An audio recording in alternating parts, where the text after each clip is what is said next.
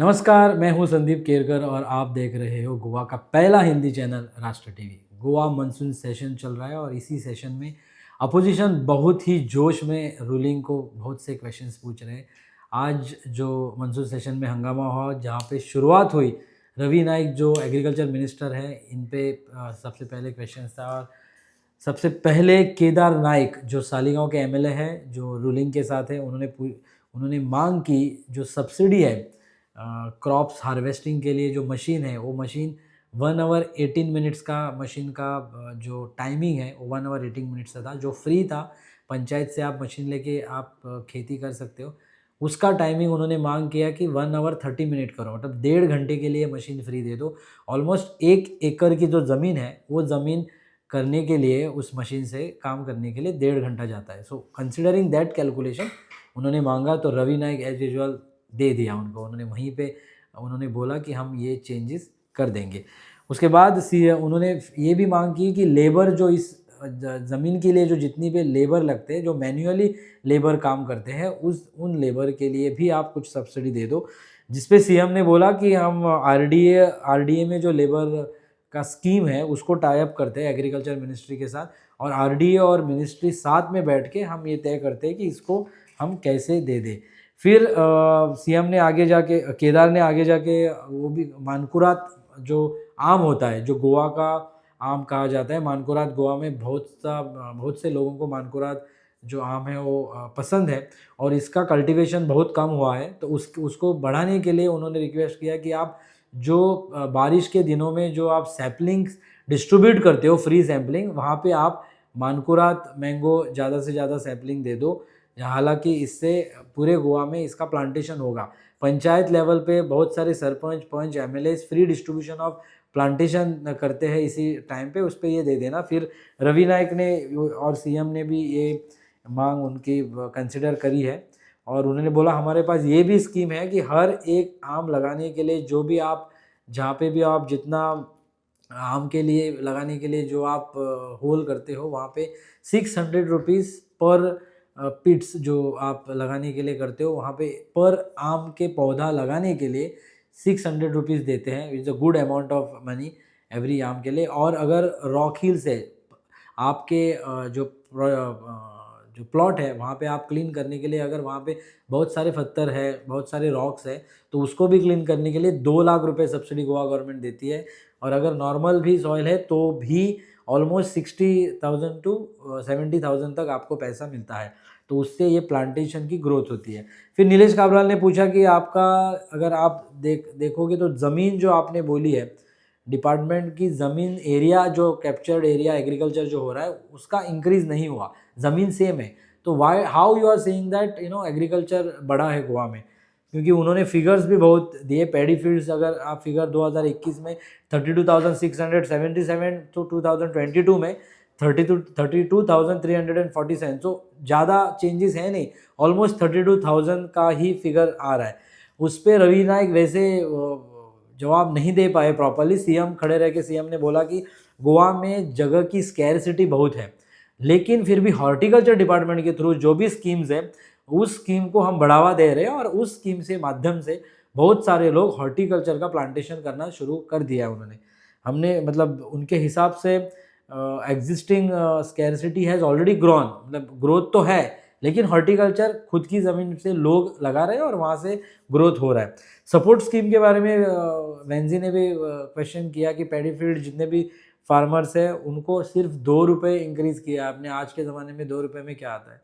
So CM has answered saying that central government से बहुत सारी स्कीम्स है, ये उसको उन्होंने उसके साथ इनको 2 रुपये का उन्होंने ग्रोथ किया है। और गोवा में अंडर बायोडाइवर्सिटी के साथ मिलके राइस मिल भी गोवा में सेटअप हो रहा है। उसके बाद गोवा के लोगों में जो भी फार्मर्स पैडी फील्ड या जो भी फार्मर्स जो पिक निकाल रहे हैं, उनको गोवा के बाहर जाने की ज़रूरत है नहीं। उसके बाद जीत आरोलकर ने रिक्वेस्ट किया रवि नाइक जी को कि जो कोकोनट आप खरीद रहे हो 15 रुपये में खरीद रहे हो, हालांकि मार्केट में उससे ज़्यादा पैसा लोगों को मिल रहा है डायरेक्टली सेल करने से। तो horticulture department has already have a subsidy, तो सब्सिडी के हिसाब से आप वो जो कॉस्ट है वो 15 रुपये से आप 30 रुपये तक लेके जाइए, है तो लोग आपके साथ जुड़ेंगे। और ये नारियल के प्राइस भी आप कम कर सकते हो। वहाँ से हॉर्टिकल्चर में जो हर एक सब्जी सब्सिडी से मिलती है, तो नारियल के लिए भी आप ये कंसिडर कर लो। Reginald is a farmer by profession also, उन्होंने बहुत सारे फार्मिंग में उन्होंने काम किया है, उनको एक्सपीरियंस बहुत है। तो रिजनाल्ड ने भी क्वेश्चन पूछा कि हमें शॉर्टेज है, वो 20 टन्स का शॉर्टेज है, अगर वो शॉर्टेज हमें फिल करना है तो what is a plan for next generation, जो भी स्कूल लेवल या कॉलेज लेवल या नेक्स्ट जनरेशन के यूथ है वो फार्मिंग में कैसे आएंगे।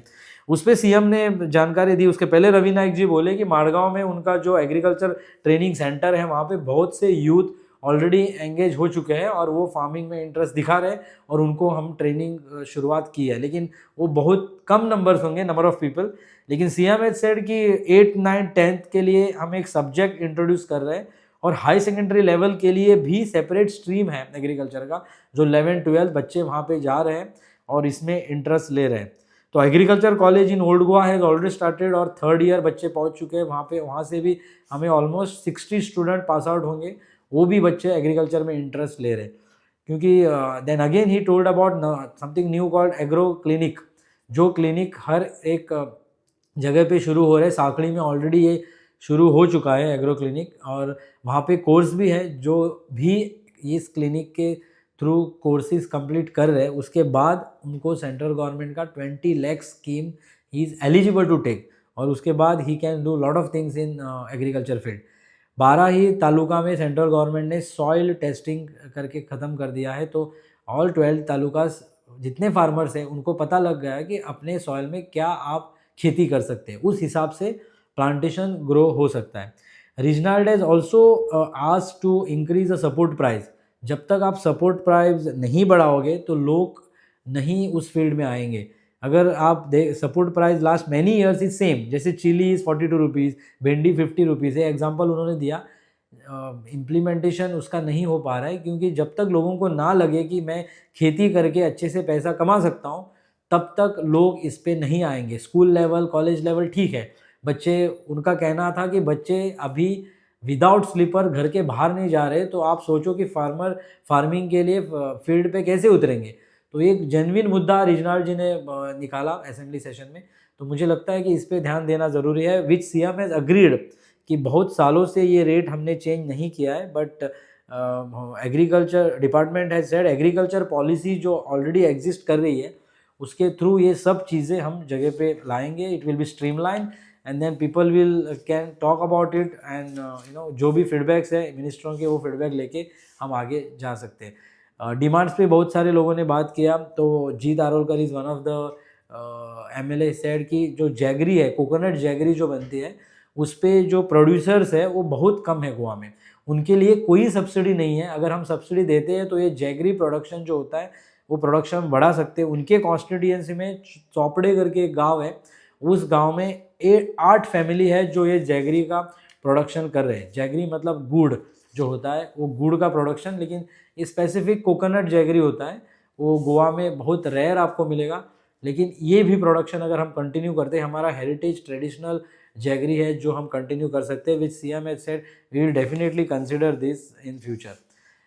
उसके बाद Yuri Alemao has spoken about specially about shortage of home nursing. यहाँ पे ओल्ड एज होम भी है और होम नर्सिंग का डिमांड बढ़ चुका है। बहुत से फैमिलीज़ में जो बूढ़े माँ बाप है, जो वयस्कर लोग हैं, उनके लिए होम नर्सिंग चाहिए, और ये होम नर्सिंग बहुत शॉर्टेज है। It is a short term course जो आप 3-4 महीनों में कोर्स उनको सिखा सकते हो। तो 6 to 8 months में they can be a home nurses and they know basic things of medical. और सीएम ने कहा कि ये कोर्सेज HRDF के थ्रू एग्जिस्टेंस में ऑलरेडी है, 6 महीने के कोर्सेज। एज ग्रुप 18 to 45 के एज ग्रुप में आप ये कर सकते हो। ही हैज़ ऑल्सो डिमांडेड कि जितने प्राइवेट इंस्टीट्यूट्स हैं उन they can start this. He agrees that इसका रिक्वायरमेंट बढ़ा है, लेकिन home nurses can not be nurses. तो वो होम नर्सिंग कंप्लीट करते हो, फिर लेटर लेके आते हैं कि हमें नर्स बनाओ, और MLAs के पास भी ये लोड बढ़ता है। तो he has clearly said consider see that home nurses are not nurses. लेकिन इसका डिमांड जब बढ़ चुका है, तभी private institutes can come forward and start training for home nurses. Reginald has also asked one clarification की रेगुलराइजेशन ऑफ हाउसेज जब पंचायत करती है तो पंचायत फिर से पैसा मांगती है। जो कलेक्टर ऑफिस में ऑलरेडी पेमेंट लोग करते हैं। तो CM has clarified it's not a payment for panchayat, it's a house tax and garbage tax which has to be taken from them, और ये क्लियरली पंचायत थ्रू लोगों तक पहुँचे, इसके लिए Reginald has asked to communicate properly to the people. Calling attention बहुत important था। केदार नाइक जो सालीगांव के एमएलए हैं, उन्होंने सैंड इरोजन पे कॉलिंग अटेंशन लाया। उस पर सब लोगों ने बहुत चिंता जताई कि ये सैंड इरोजन हर एक बीच पे, गोवा के बीच पे हो रहा है, बहुत बड़े तादाद पे हो रहा है। इनफैक्ट मतलब 2-3 बीचेस अगर कंसिडर करते हैं, जैसे हरमल बीच या even for the famous beach called Calangute beach, Baga beach, इस पे भी माइकल लोबो ने बोला। तो Kedar Naik has asked to urgent measures to sand erosion, protect our coastal lines. तो कोस्टल लाइन्स प्रोटेक्ट करने के लिए और सैंड इरोजन रोकने के लिए हम प्रायोरिटी पे क्या स्टेप्स ले सकते हैं, उस पर डिस्कशन हुआ। सीएम हैज सेड कि coastal zone management authority, sand motor technology pilot project already हमने शुरुआत की है उनमें, government is working on it. Khazan land, mangrove management plan, बहुत सारे मैनेजमेंट प्लान है, वो एक साथ इस सब चीज़ों में बात कर रहे हैं। तो Kedar has also mentioned about Coco Beach, जो कोको बीच उनके कॉन्स्टिट्यूएंसी में है, जो एक टाइम पे बहुत फेमस बीच था, अभी that beach almost does not exist. तो यही सैंड इरोजन बार बार हो रहा है। तो इस ग्लोबल वार्मिंग जब बढ़ रहा है तो पानी ऊपर आ रहा है, और जो बीच पे हम रास्ते से गाड़ी पार्क करके बीच पे पहुंचने के लिए जो 10 मिनट लग रहे थे हमें, वो 2 मिनट में आप बीच का पानी आपको टच कर रहा है। It is also alarm for Goa entire beach belt कि ये बहुत इकोनॉमिकल बैलेंस नहीं हो पा रहा है, इसके लिए एक कंसर्न था। सो फ्लड प्रोटेक्शन वॉल कोको बीच पे भी अभी तक पेंडिंग है, बहुत पहले से।